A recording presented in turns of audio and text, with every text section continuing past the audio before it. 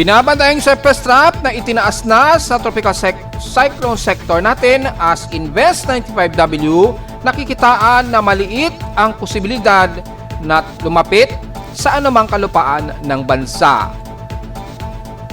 At maulap na himpapurin, patuloy na iiral sa extreme Northern Luzon, bunsod ng may umiiral pa rin na cold front o frontal system sa may bandang Taiwan. Pero nalalabi ng Metro Manila, pababa ng Southern Luzon at Visayas, medyo hot humid na panahon pa rin at alinsangan, bunsod pa rin ng Easterlies.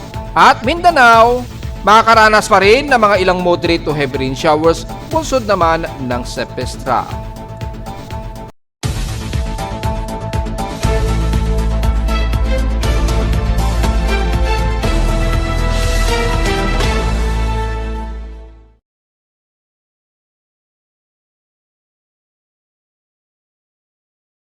Hello, good morning mga folks. Welcome po muli sa ating Daily Weather Bulletin analysis para sa araw ng Huwebes, March 5, 2026. Ang oras nating boss may maga ay alas 10:26 na ng umaga.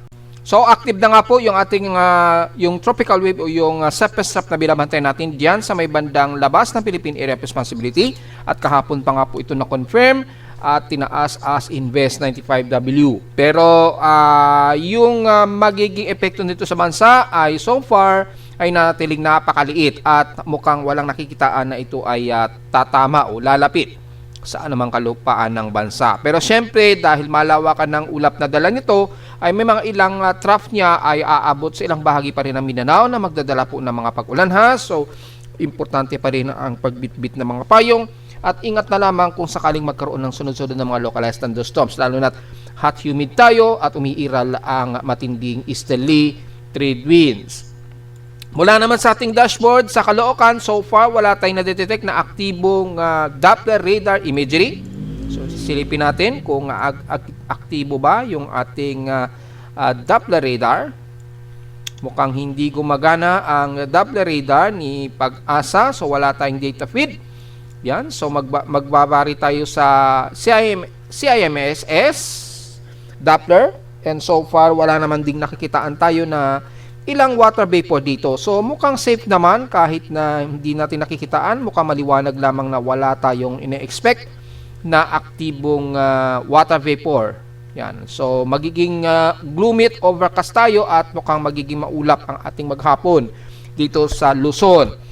Except na lamang silang bahagi pa rin ng Mindanao, lalo na sa silangan dahil medyo mas umaabot sa kanila yung trough ng kaulapan na may mga dalang pag-uulan po. So sa ating thunderstorm watch, care of Pag-asa na nakasa data feed natin, sa NCR nakataas daw po kasama ang buong Metro Manila, kasama na ang Bulacan, Rizal, Laguna at Cavite. Within 12 hours daw ang forecast nito, so ganun din ang extreme Northern Luzon o Northern Luzon, mula sa bandang Ilocos Norte, Aurora within 12 hours. Sa Mindanao naman nakataas ang ilang bahagi ng Bukidnon, Camiguin, Lanao del Norte, Misamis Oriental at Occidental within 12 hours po. So para makita po natin yung actual na flood thunderstorm advisory, mukhang wala naman tayong rainfall advisory. So thunderstorm advisory ang nakataas ayon sa data feed.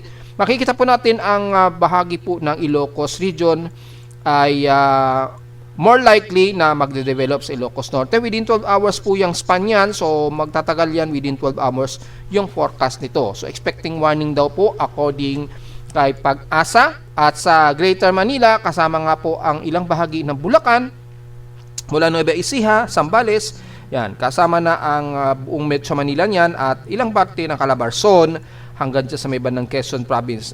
Although within 12 hours ang forecast, makikita natin ay more likely lamang ito magde-develop. So under watch monitoring. Yan, within 12 hours daw po na magkakaroon ng mga localized thunderstorms. Probably siguro mga bandang hapon yan o gabi. Normally talaga yan kapag ang ating klima ay totally nagpapalit pa. Yan, sa Visayas din, more likely rin daw na nakataas. Yan. Less likely, medyo less likely dito sa bandang Visayas ay no. So, ibig sabihin, pag less likely ay maliit ang posibilidad na magkakaroon ng mga localized thunderstorms. So, under monitoring warning lang. Ito, expected daw. So, may mga light to moderate daw na heavy rain showers. Yan. So, pwede nyo silipin po dyan. Sa, sa area po ng Misamis Oriental yan. Yan, indicate. Kaya medyo darker siya. Yung shade niya medyo darker. Ibig sabihin, expecting po yan na may localized thunderstorms at may mga light to moderate at occasion heavy rain showers po. Yan. At ilang bahagi pa rin ng Agusan Region, Bukidnon, Surigao Region, yan, hanggang Davao Oriental po yan, Davao del Norte at Zamboanga del Norte. So nakataas po yung expecting daw ng mga localized thunderstorms. So sa ating current conditions, overcast, gloomy pa rin, yan, haze at few clouds. So umiiral dito sa amin sa Caloocan. So malinaw naman yan sa ating live CCTV. Ito yung kanina na hindi na-adjust. Ito na siya. So makita natin yung live na medyo gloomy talaga tayo at haze ang paligid natin. So very likely na makulimlim tayo muna pero hot humid na panahon at mukhang maalinsangan pa rin ang magiging maghapon natin kahit na maulap ha at overcast. Sa lowest temperature na initala na kay weather station kaninang 6:23 AM nakapagtala kami ng lowest of 25.2 degrees Celsius pero kahapon highest ang 33.3 degrees Celsius kahapon ito ng hapon at 2:11 PM. Ibig sabihin lamang nito mataas ang aming heat index at 44 degrees Celsius, pinakamataas yan since kahapon yung init factor. Yan, so speaking of init factor, so tingnan natin ngayon ang inaasahan nating init factor ngayong umaga as of 8:57 AM sa amin sa Caloocan base sa aking weather station nasa 35.2 degrees Celsius na ang aming extreme quotient heat index. Expected ang forecast 35 degrees Celsius, so tumugma naman sa forecast ng ECMWF. Yan, so na expected po ang extreme quotient po niyan at mangyayari po ang maghapon pinakamataas na sa amin ang hanggang 39 degrees Celsius na highest heat index daw namin maghapon. So mukhang wala namang aabot sa 40 degrees Celsius so far at mula sa 7-day temperature, humidity and heat index forecast ay mukhang bumababa pa po yung heat index nito sa darating po na weekend at hanggang this coming weekend daw. Mukhang hindi naman papalo ng more than 40. Well, tingnan natin kung magbabago. At mula sa init factor kahapon ng alas 5 na nirelease ni Pag-asa, nangunguna sa may pinakamataas kahapon ang Coron, Palawan na may 42 degrees Celsius highest heat index. So lumalabas kami sa Caloocan ng may pinakamataas na heat index na 44 degrees Celsius. Yung forecast daw niya sa Coron, Palawan, naglalaro hanggang 42 degrees Celsius lang daw ang pinakamataas.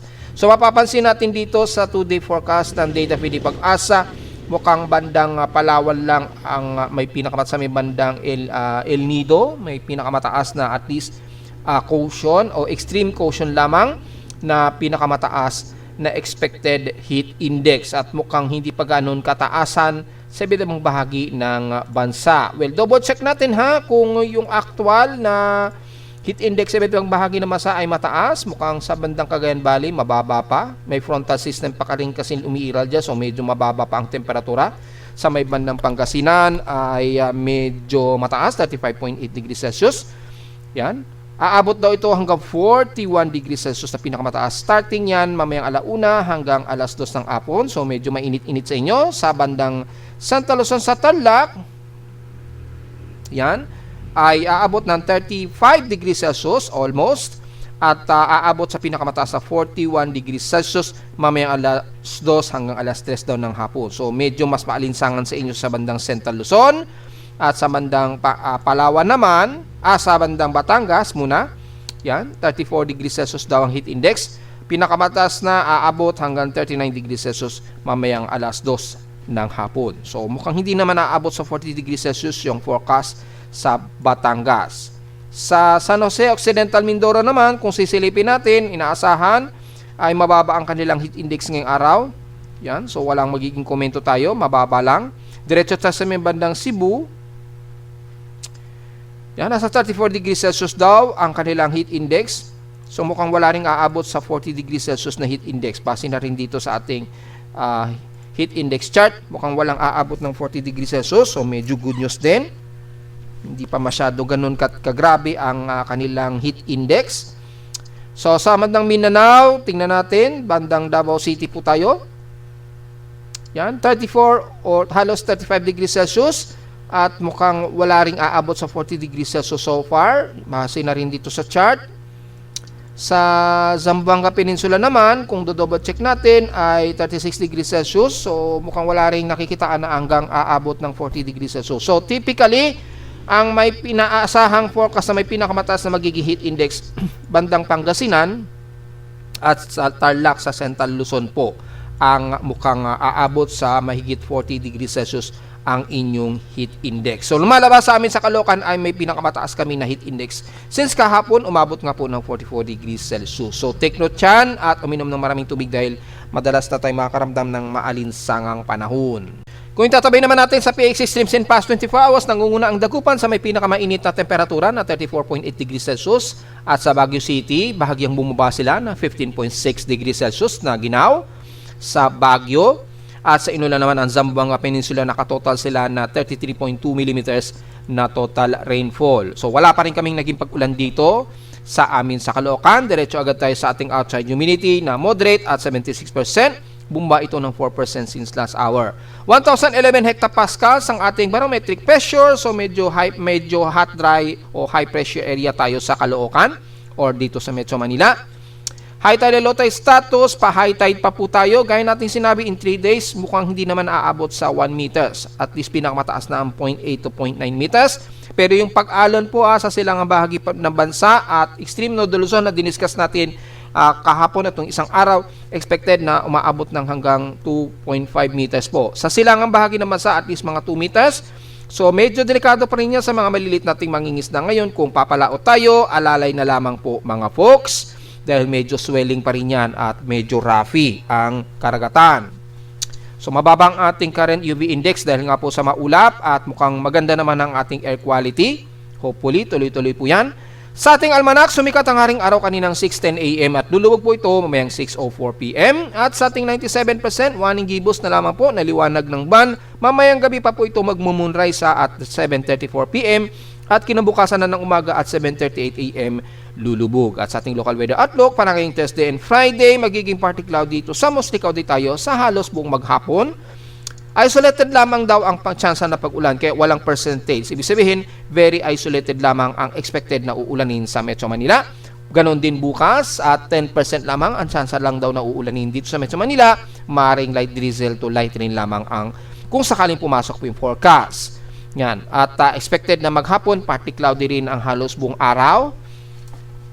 Yan. So hanggang bukas po yan ng Biyernes, magiging maulap po ang paligid natin sa Metro Manila pero patuloy tayong makakaranas ng maalinsangang panahon ha. Highest and lowest temperature expected maglalaro between 31 to 32 degrees Celsius and lowest temperature expected 24 to 25 degrees Celsius.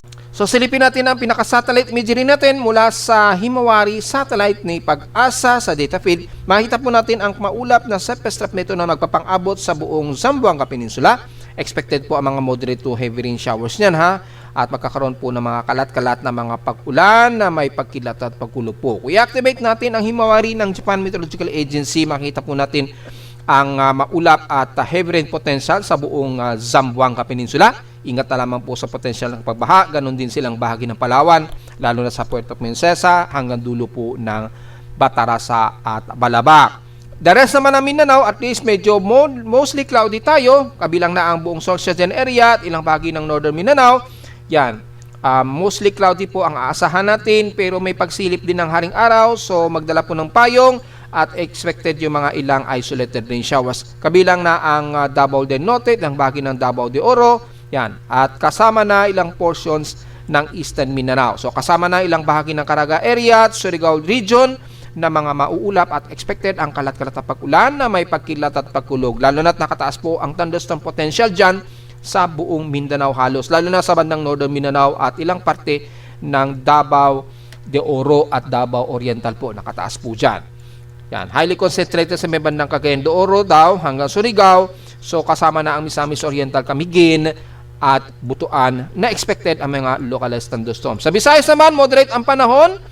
Yan, medyo moderate tayo. So hot humid na panahon tayo ha. Pero expected din ng mga isolated rain showers and localized thunderstorms. Kabilang na ang bahagi nga po ng Eastern Samar dahil umaabot po yung outer surface trap dyan. Kabilang na ang Leyte. Pero sa ngayon medyo mas moderate tayo at maaraw ang paligid. Kabilang na ang buong Bohol, Cebu, Negros Region at Panay Island. So medyo magkakaroon lang tayo ng ilang partly cloudy to mostly cloudy sa maghapon. Pagdating naman sa Southern Luzon, medyo moderate naman din tayo. Yan, moderate and fairly weather. most probably, pero kung i-activate natin ang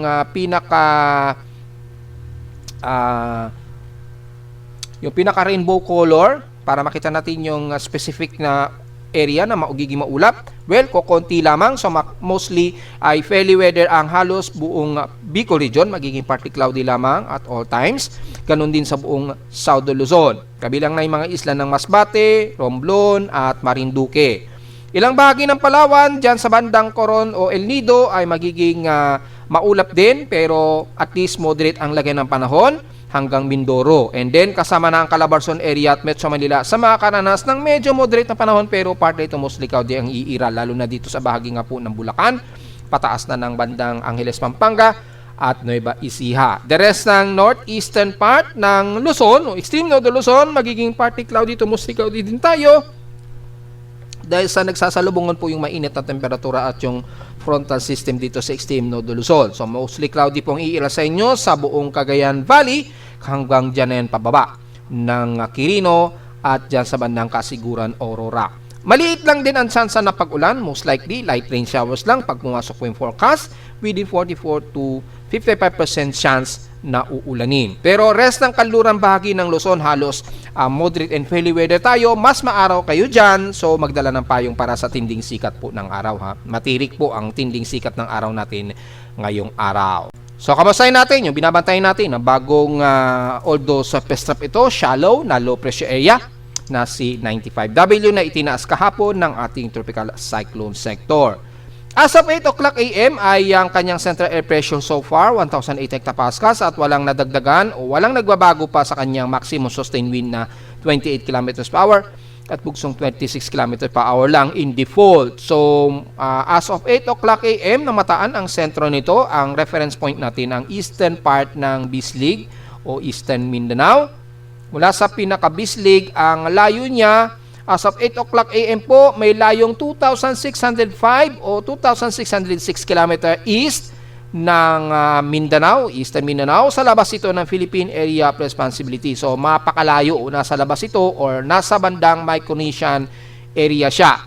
Halos bandang Yap Islands pa. So mapapansin po natin sa kanyang pagkilos, pan-north-northwest ang ikinikilos, tila ang ikinikilos nito, parang mukhang patungo sa direksyon ng Guam. Yan. So dahil sa nagiging paggalaw niya ngayon na pahilagang kanluran, ay very less likely po itong lalapit sa anumang kalupaan ng bansa. Although sa mga forecast, may posibleng yung autotrough niya magpapang-abot sa bandang boundary ng Philippine Area of Responsibility. Maaari pa yung dumikit o lumapit sa may bandang par natin, pero yung pagtama sa kalupaan ng anumang bahagi ng bansa, mukhang napakaliit ang tsansa nito. Base na rin sa nakikita natin sa pinaka-actual position ng kanyang pagkilos na pahilagang kanluran po. Yan. So, malaat mapakalayo pa niya. At kung mapapansin niyo, padireksyon niya ay bandang Guam po ang ikinikilos niya. So, very less likely po itong tatama. Medyo good news po mga folks. Ang iingatan lang natin yung magiging pag-ulan niya sa mga susunod na araw. Kapag nagkaroon na accumulated water vapor dito at tatangayin siya ng environmental steering environment, lalapit dito sa may ng Eastern Mindanao na magdadala po ng mga ilang mga moderate and heavy rain showers. So take note na lamang po yan mga folks. Pero wala tayong dapat alalahanin kung itong low pressure area na to ay nabuo. Mukhang wala naman nakikitaan na ito ay tatama sa anumang kalupaan ng bansa ayon sa current monitoring natin. So wala muna tayong pwedeng ikabahala dyan sa ngayon. At mula naman sa mga ibang tropical cyclone, mapapansin natin marami pa ring mga tropical cyclone sa Southern Hemisphere. Yan, lalo na sa may bandang Australia. Oh. Yan, ang daming bagyo. So, 4 yung bagyo sa Southern Hemisphere. May tropical storm sila at mayroong low pressure area at tropical depression. So, 4 po yung aktibong low pressure area at cyclones. So patuloy ang mga tropical cyclone development sa Southern Hemisphere. So kung may mga kababayan tayo dito sa may bandang Northern Australia, kabilang na sa may bandang Queensland, ay ingat na lamang po. Ayan, may isang tropical depression dyan at isang low pressure area, and then mayroong isang tropical depression na naman. Ayan. So maraming at isang tropical storm. Puro nasa dagat naman ito. Yan, pero malapit dito sa may bandang Timor-Leste yung isa na tropical storm. So yan po yung aktibo na tropical cyclone sa labas ng Pilipinas, sa West Pacific o sa labas ng Western Pacific zones. Isa lamang yung aktibo na binabantay natin at very shallow lamang ito na low pressure area na Invest 95W. So, yun lamang ang kasalukay nating magiging analyze dito kay 95W at nakikita natin na maliit ang potential nito o posibilidad na lumapit sa anumang malaking kalupaan natin sa silangan ng bansa. So, medyo good news pa po yan mga folks ha. So, base naman sa Tropical Cyclone Assessment Monitoring, makikita po natin yung si 95W base dito sa forecast extension simulation ni GPS ay kumikilos ito pahilagang silangan o pa-northward lang.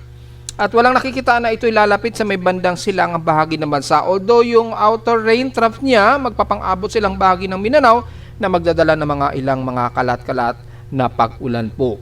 Pero less likely po itong tatama according dito at mula kay ECMWF, halos sep-sep lang din na nakikitaan dito. Siya, very shallow lang talaga siya. And then, panotward din ang pagkilos at walang nakikitaan na ito ay lalapit dito sa silangang bahagi po ng Mindanao o Eastern Visayas. Forecast extension yan hanggang March 10 na po. So, yan po yung magiging good news para kay Invest 95W na hindi nakikitaan na ito ay tatama sa anumang kalupaan ng bansa. Yun, magdadala lamang siguro yung naka-outer trough niya ng mga pag-ulan po. Yun lamang ang magiging concern natin pero the rest ay napakaliit ang posibilidad. Ito naman yung sa Global Spectral Model, mapapansin nyo po, northwest muna siya and then bigla itong kakabig pahilaga. Dito, base sa Global Spectral Model, hindi siya nakikitaan na papasok ng Philippine Area of Responsibility. At napaka-shallow at napaka-disorganized ng circulation. Pagdating naman sa mean sea level pressure, pinakamababa lang niya hanggang 1,006 hectopascals. Considering shallow low pressure area ito, at wala ring nakikitaan na papasok ito ng Philippine Area of Responsibility until March 10. Base dito sa forecast yan. So makita natin yung paggalaw niya. Wala siya nakikitaan na papasok ng Philippine Area of Responsibility pero yung pinaka-trough niya medyo nagpapang-abot dito sa Eastern Mindanao na magdadala rin ng mga kalat-kalat na pag-ulan. So yun lang po ang pinakakasalukuyan niya. At yung kanyang mean wind niya base sa pinaka-convergence, makita natin mataas po yan expectedly. Yan, tumataas siya pero napaka-disorganized. Ayan So napaka-disorganized niya at hindi ganoon ka pulido ang kanyang upward low kaya maliit ang chance niya talaga na ito ay maging isang aktibong bagyo. Base naman sa Tropical Cyclone Activity Genesis, ay makita natin na sa more than 50-60% yung strike probability niya na magdadala ng malawakang ulan dito sa may bandang Guam. At wala naman nakikitaan na ito'y didikit sa bansa in 120-hour period kung sisilipin po natin.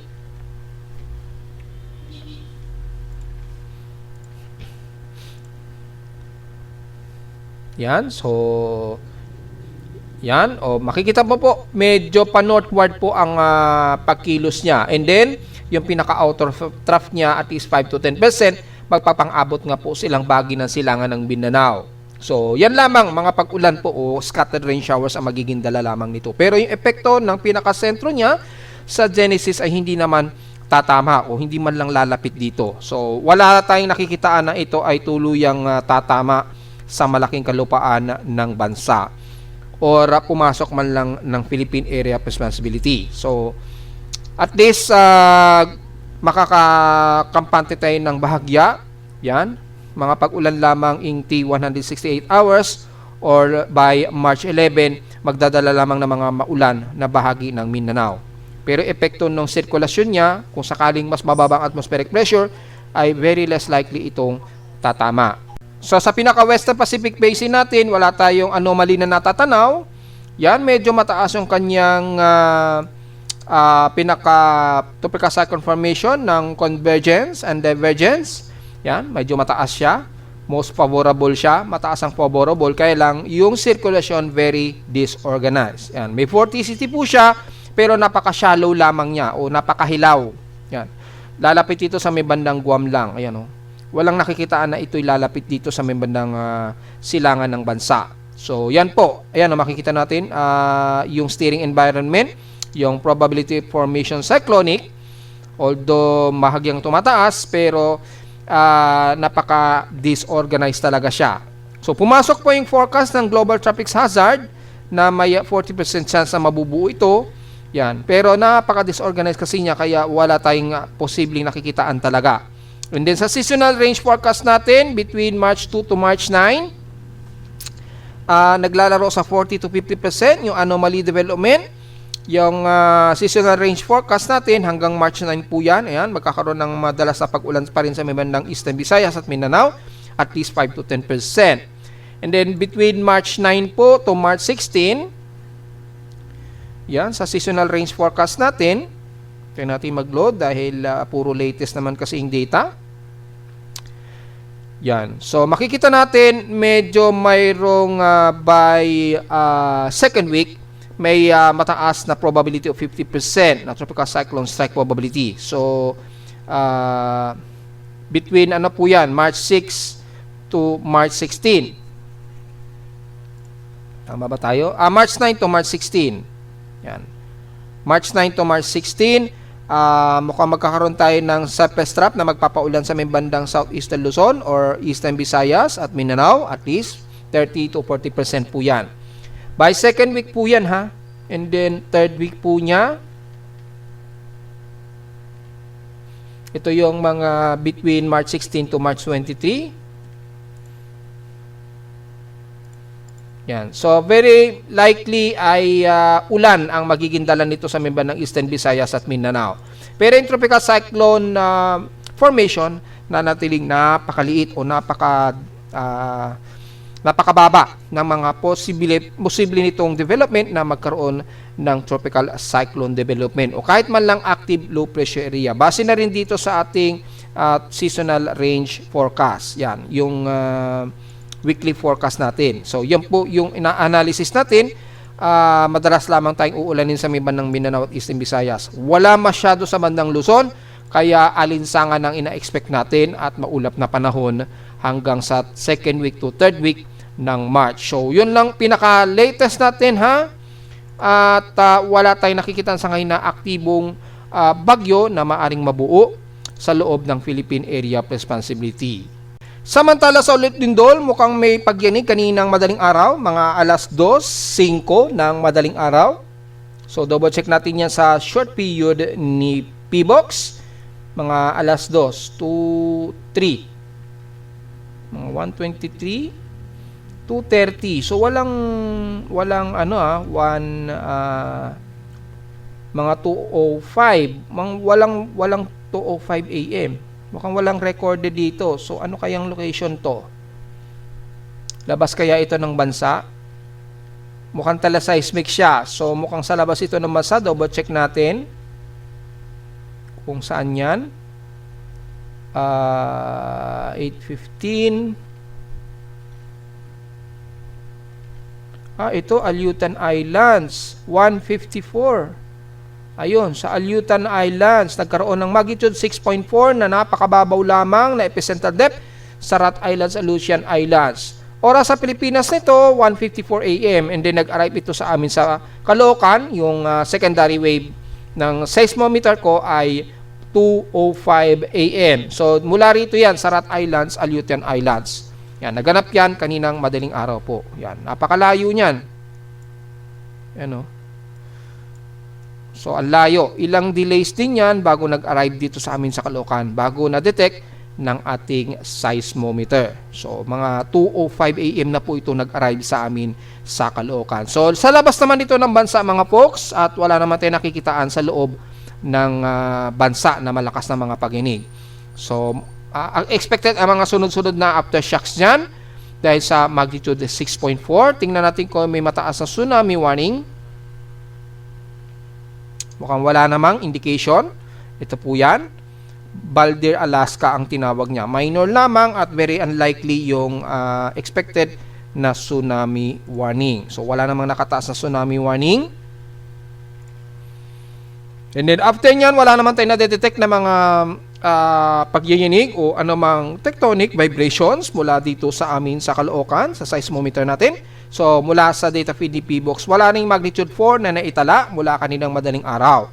At mukhang kakaunti lamang yung mga registered earthquakes so far. So, medyo kakaunti. At since magkahalo pa rin yung historical earthquake natin, hindi muna natin bibilangin ha. Hindi pa na isa-separate ni PBOX yung month of March at yung month of February. Magkahalo pa rin siya. Yan. Maliwanag naman yan mga folks at so far ay wala tayong mas malalakas na mga panginig na pumapasok sa ngayon. Yan. Medyo kukonti. At typically, bandang mga katimugan naman sa ang medyo may mga paghinig tayo. Yan. Sa Visayas, meron din at Dinagat Island. So, medyo may mga paghinig tayo bandang south pa rin. Walang masyado gaano sa parte ng Luzon. At narito naman ating 3-day to the weather forecast para sa araw ng Huwebes, March 5, 2026.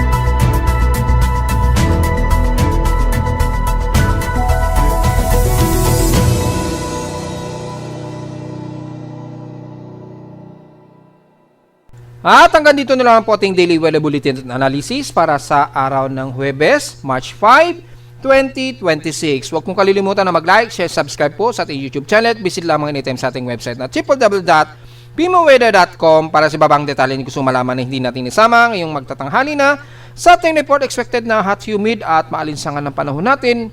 Tuloy-tuloy na po yan mga folks. At visit lamang sa ating website sa gusto malaman pa rin pinaka-dynamic events mula sa reading ng ating aparato sa Caloocan at sa data feeds mula sa iba't ibang weather agencies. Maraming salamat po mga folks at magandang araw po sa ating lahat.